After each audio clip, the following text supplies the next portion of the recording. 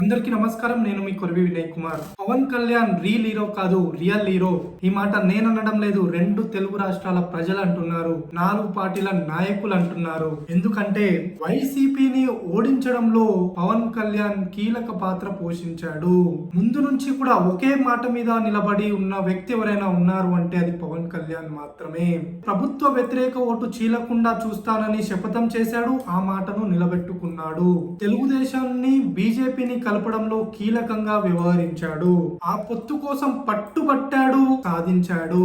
ఎప్పుడైతే చంద్రబాబు నాయుడు జైలుకు వెళ్ళాడో అప్పుడు ముందుగా స్పందించినటువంటి పవన్ కళ్యాణ్ అక్కడికి వెళ్లి చంద్రబాబును కలవడంతో పాటు అదే వేదిక నుంచి తాను తెలుగుదేశం పార్టీతో పొత్తు పెట్టుకుంటున్నట్లు ప్రకటించాడు.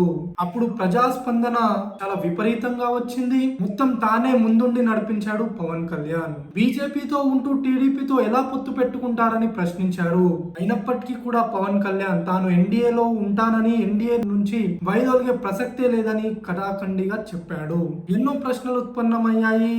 ఎంతో మంది ఎన్డీఏలో ఉంటూ టీడీపీతో ఎలా పొత్తు పెట్టుకుంటారు, టీడీపీ ఎన్డీఏలో లేదు కదా అని ప్రశ్నించారు. అయినప్పటికీ కూడా అలానే ముందుకు వెళ్తూ తెలుగుదేశం పార్టీని ఎన్డీఏలో చేర్చేందుకు తీవ్రంగా శ్రమించాడు. అందుకోసం తన స్థానాలను త్యాగం చేశాడు పవన్ కళ్యాణ్. మొదటగా 24 అసెంబ్లీ స్థానాలకు, 3 పార్లమెంట్ స్థానాలకు పోటీ చేస్తానని ప్రకటించినటువంటి పవన్ కళ్యాణ్ భారతీయ జనతా పార్టీ ఈ పొత్తులోకి వచ్చేందుకు పెట్టిన షరతులను ఒప్పుకోవడంతో పాటు తన సీట్లను త్యాగం చేసి 3 స్థానాలు బీజేపీకి, 1 పార్లమెంట్ స్థానాన్ని బీజేపీకి త్యాగం చేశాడు పవన్ కళ్యాణ్. ఎక్కడ నెగ్గాలో కాదు, ఎక్కడ తగ్గాలో తెలిసిన వ్యక్తి ఎవరైనా ఉన్నారంటే అది పవన్ కళ్యాణ్. ఈ డైలాగ్ ను నిజం చేసి చూపించాడు పవన్ కళ్యాణ్. వైసీపీని ఓడించి ప్రభుత్వ వ్యతిరేక ఓటు చీలకుండా జాగ్రత్త పడ్డాడు పవన్ కళ్యాణ్. అందుకే ఈ రోజు ఆంధ్రప్రదేశ్ లో కూటమి అధికారంలోకి రాగలిగింది.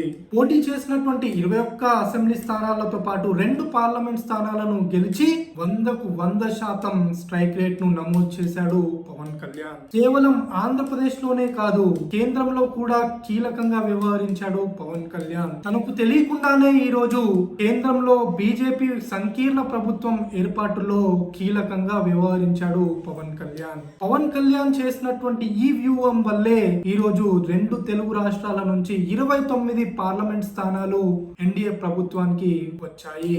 ఈ 29 పార్లమెంట్ స్థానాల వల్లే ఈ రోజు తిరిగి 3వసారి ప్రధానమంత్రిగా నరేంద్ర మోడీ ప్రమాణ స్వీకారం చేయనున్నారు. ఇంతకుముందు 2009లో తెలుగు ప్రజల సహకారంతోనే కాంగ్రెస్ ప్రభుత్వం ఏర్పడింది. అప్పుడు 30కి పైగా స్థానాలు కాంగ్రెస్ పార్టీకి తెలుగు ప్రజలు ఇచ్చి కాంగ్రెస్ ప్రభుత్వం ఏర్పడడానికి కీలకంగా వ్యవహరించారు.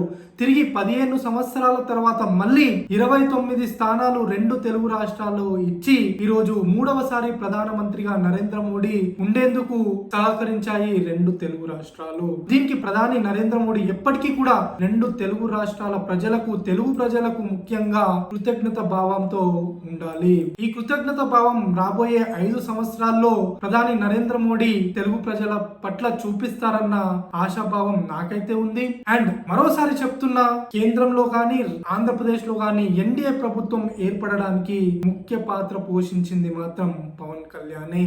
Man of the match, man of the series ఏదైనా సరే పవన్ కళ్యాణే. ఇందులో ఏ పార్టీకి కూడా సందేహం లేదు. ఈవెన్ వైసీపీ పార్టీ కూడా దీన్ని అంగీకరించక తప్పని పరిస్థితి ఏర్పడింది. ధన్యవాదాలు.